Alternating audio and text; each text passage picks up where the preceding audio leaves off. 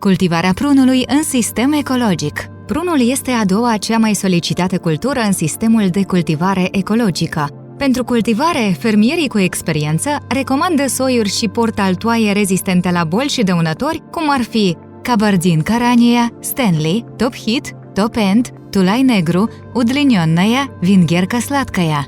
Soiul se alege în funcție de cererea de pe piața locală sau cea externă, de vânzarea în stare proaspătă sau procesată.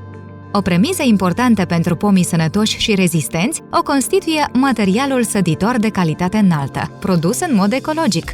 Pentru plantarea unei livezi de prun, este necesar de a identifica terenul corect, a face o analiză a solului. Pregătirea corectă a solului se face uscându-l moderat, afânându-l și planificând trecerea utilajelor. Solul va fi îmbogățit cu maxim 10 tone pe an de compost sau maxim 20 de tone pe an de bălegar de vite, sau prin înierbarea spațiului dintre rânduri cu îngrășăminte verzi, siderate, și mulcirea solului pe rând. Aceste lucrări vor asigura o întreținere și temperatură optimă a solului, vor spori puterea de rezistență a pomilor și biodiversitatea din livadă. Schema de plantare a livezii trebuie să asigure acces la mai multă lumină și aerisirea pomilor. Cel mai des folosite scheme de plantare a prunilor sunt alese în funcție de vigoarea soiului și sunt de 5x4, 6x4 sau 5x5, fie 5x6. La formarea coroanelor se va asigura maximal lumină, o circulație ușoară a aerului și ramuri de schelet mai rare, ce contribuie și la reducerea infecțiilor fungice.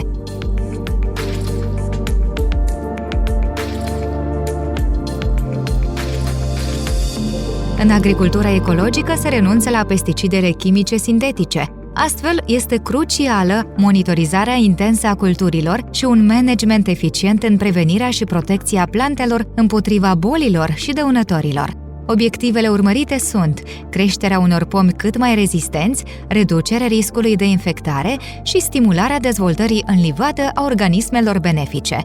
Suprafețele de conservare și refacere a biodiversității reprezintă un habitat favorabil pentru organismele benefice și pentru adversarii naturali, precum parazitoizii, acarienii prădători, insectele, aricii, păsările de pradă și alte specii de păsări. De exemplu, plantarea fâșiilor de flori de câmp la marginea livezii sau pe rândurile de pomi, înierbarea căilor de acces, creează un mediu bun pentru înmulțirea organismelor răpitoare care polinizează florile și reduc infectarea cu afide. Gardurile vii și cuiburile artificiale atrag păsările să se stabilească în plantație. Montarea stinghiilor pentru păsările răpitoare facilitează vânatul de șoareci.